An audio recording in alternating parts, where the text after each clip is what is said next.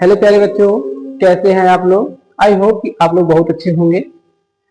आज के हम इस वीडियो में देखने वाले हैं जो क्लास 10th है साइंस का अपडेटेड सिलेबस देखने वाले हैं, जो सेशन 25-26 में आपको पढ़ना है, जो आपको पूरी तैयारी करनी है बोर्ड के लिए, जो आपको संपूर्ण पूरे साल भर पढ़ना है, उसके बारे में हम चर्चा करने वाले हैं। तो आइए शुरू करते हैं हम कि इस साल जो नया सत्र हमारा शुरू होगा उसमें हम लोग क्या पढ़ेंगे।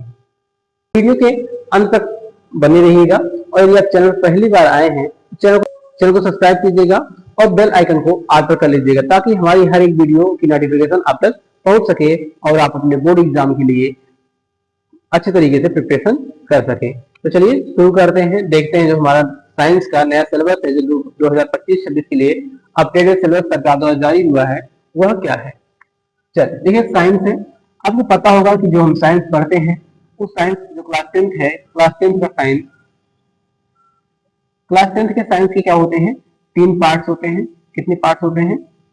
3 पार्ट्स होते हैं, ये आप सभी लोगों को पता होगा। देखिएगा, पहला भाग कौन सा होता है? रसायन विज्ञान।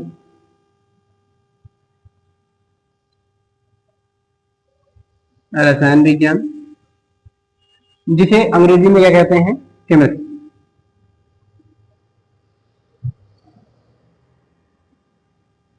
केमिस्ट्री हो गया आपका। इसके बाद दूसरा आता है आपका जीव विज्ञान। जीव विज्ञान जिसको अंग्रेजी में क्या कहते हैं? बायोलॉजी। और लास्ट में आपका आता है भौतिक विज्ञान। भौतिक विज्ञान जिसे क्या कहते हैं अंग्रेजी में? क्या कहते हैं इसे? फिजिक्स कहते हैं। तो देखिए, ये 3 पार्ट्स आपको पढ़ने हैं। तो जो क्लास 10th है साइंस में आपको ऐसे 3 पार्ट्स होते हैं, रसायन विज्ञान, जीव विज्ञान और भौतिक विज्ञान। तो केमिस्ट्री, बायोलॉजी और फिजिक्स, ये 3 क्या होते हैं? 3 पार्ट्स आपको पढ़ने होते हैं। अब इसके बाद क्या होता है? केमिस्ट्री है। केमिस्ट्री में क्या है आपके? केमिस्ट्री में आपको 4 चैप्टर्स पढ़ने हैं। कितने हैं? केमिस्ट्री में आपको क्या करना है? 4 चैप्टर्स पढ़ने हैं। पहला चैप्टर पढ़ना में वो क्या है? रासायनिक अभिक्रिया है। पहला चैप्टर कौन सा पढ़ना है? रासायनिक अभिक्रिया के बारे में पढ़ना है। तो पहला चैप्टर क्या पढ़ना में? रासायनिक अभिक्रिया पढ़ना है। दूसरा चैप्टर क्या है? अम्ल, क्षार तथा लवण है। इसके बाद तीसरा चैप्टर है धातु और अधातु। और चौथा चैप्टर जो आपका लास्ट चैप्टर है, जो लास्ट चैप्टर आपको क्या है? वो है कार्बनिक यौगिक। तो चौथा चैप्टर कौन सा आपका? कार्बनिक यौगिक है। तो देखिएगा, ये 4 चैप्टर्स हमें पढ़ना है रसायन विज्ञान के अंदर। कौन कौन सा? रासायनिक अभिक्रिया पढ़नी है जिसमें हम इसके प्रकार को, इसको कैसे संतुलित करते हैं या अभिक्रियाएं कैसे करवाते हैं, ये तो पढ़ना है। दूसरे में है अम्ल, क्षार तथा लवण पढ़ना है। तीसरा चैप्टर क्या है? धातु और अधातु है। चौथा चैप्टर क्या है? कार्बनिक और उसके यौगिक है। तो ये है आपका पहला पार्ट जो साइंस में रसायन विज्ञान के अंदर क्या पढ़ने हैं? ये 4 चैप्टर्स पढ़ने हैं। इन 4 चैप्टर से क्या होते हैं आपके एग्जाम में? आपके एग्जाम में क्या होते हैं? 20 मार्क्स क्या होते हैं? प्रश्न यहाँ से आते हैं। तो रसायन विज्ञान से कितने नंबर आते हैं आपके बोर्ड एग्जाम में? 20 नंबर आते हैं। और ये क्या है? इसके 4 चैप्टर है। इसके बाद अब आते हैं जो आपका जीव विज्ञान है, बायोलॉजी है। इसका देखिएगा, पहला चैप्टर क्या है आपका? जैव प्रक्रम। पहला चैप्टर क्या है आपका? जैव प्रक्रम। दूसरा है पौधों एवं जंतुओं में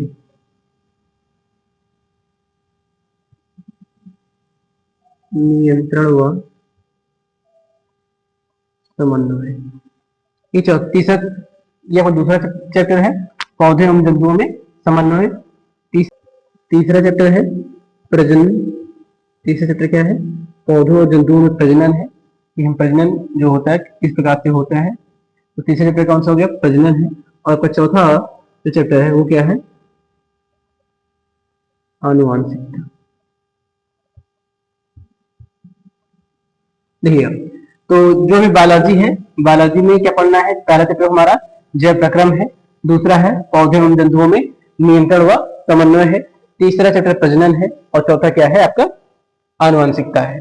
तो इससे भी क्या होते हैं, जो आपका जीव विज्ञान होता है, इससे भी क्या होता है आपके बोर्ड एग्जाम में 20 मार्क्स के क्वेश्चन आते हैं। जो 20 नंबर होता है यहाँ से क्या होते हैं 20 मार्क्स के क्वेश्चन आते हैं। तो 20 मार्क्स कहाँ से आते हैं, केमिस्ट्री से, और 20 मार्क्स क्या होते हैं आपके बायोलॉजी से। अब इसके बाद क्या है आपका तीसरा पार्ट है। तीसरा पार्ट क्या है, जो हमारा फिजिक्स है। फिजिक्स में पहले क्या पढ़ना है, हमें प्रकाश की पढ़ना है। पहला पार्ट क्या है, प्रकाश की है, प्रकाश की है। इसके अंतर्गत हम प्रकाश संबंधी सभी घटनाओं को पढ़ने वाले हैं, जैसे परावर्तन, परावर्तन, अपवर्तन, लेंस, दर्पण, प्रतिबिंब। तो प्रकाश से संबंधित सभी घटनाओं को हम इसमें पढ़ने वाले हैं प्रकाश के अंतर्गत, जो आपका मेन रूप से परावर्तन, अपवर्तन, लेंस संबंधी फार्मूले, लेंस, दर्पण, दर्पण सूत्र और प्रतिबिंब कैसे बनता है उसको हम पढ़ने वाले हैं। इसमें क्या होता है, दूसरा भाग होता है फिजिक्स में, वो होता है विद्युत की। अब विद्युत की में क्या पढ़ना होता है, विद्युत की हम पढ़ते हैं, जो हमें पढ़ना है मेन रूप से विद्युत धारा, विभव, प्रतिरोध, ओम का नियम,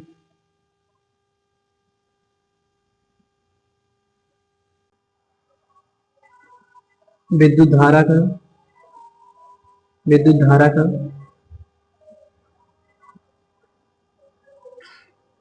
चुंबकीय प्रभाव,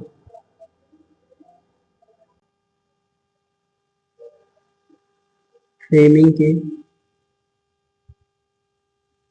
बाएं हाथ का नियम।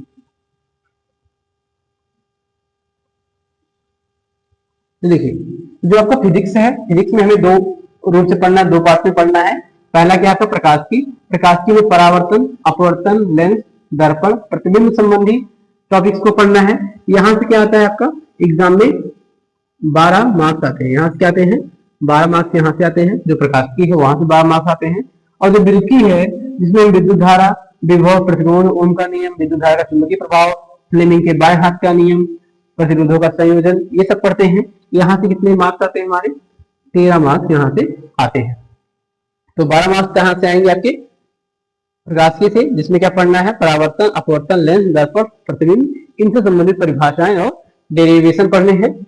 और दूसरा क्या पढ़ना है विद्युत की पढ़ना है, जैसे विद्युत धारा, विभव, प्रतिरोध, ओम का नियम, विद्युत धारा का चुंबकीय प्रभाव, फ्लेमिंग के बाएं हाथ का नियम, प्रतिरोधों का संयोजन, ये सब पढ़ना है। इससे क्या होंगे 13 मार्क्स आएंगे। अर्थात भौतिकी से कितने मार्क्स आएंगे आपके 25 मार्क्स। कितने मार्क्स टोटल कितने आएंगे, टोटल कितने आएंगे 25 मार्क्स यहाँ से आने वाले हैं। क्लास में आपको एक अलग से पढ़ना होता है प्राकृतिक संसाधन। क्या पढ़ने होते हैं, प्राकृतिक संसाधन पढ़ना होता है, जिसमें मेन रूप से हम क्या पढ़ते हैं पर्यावरण पढ़ते हैं। क्या पढ़ते हैं पर्यावरण पढ़ते हैं, जिससे क्या होता है 5 मार्क्स क्या होते हैं आपके एग्जाम में आते हैं। तो ध्यान दीजिएगा, तो ये आपका रहा पूरा सिलेबस। पहले क्या है रसायन विज्ञान है, रसायन विज्ञान में क्या है रासायनिक अभिक्रिया है, अम्ल तथा अम्ल क्षार लवण है, धातु और अधातु है, कार्बनिक यौगिक है। इनसे संबंधित हम क्या पढ़ने वाले हैं, संपूर्ण रूप से इसको पढ़ने वाले हैं। यहाँ से आपको 20 मार्क्स आने वाले हैं एग्जाम में।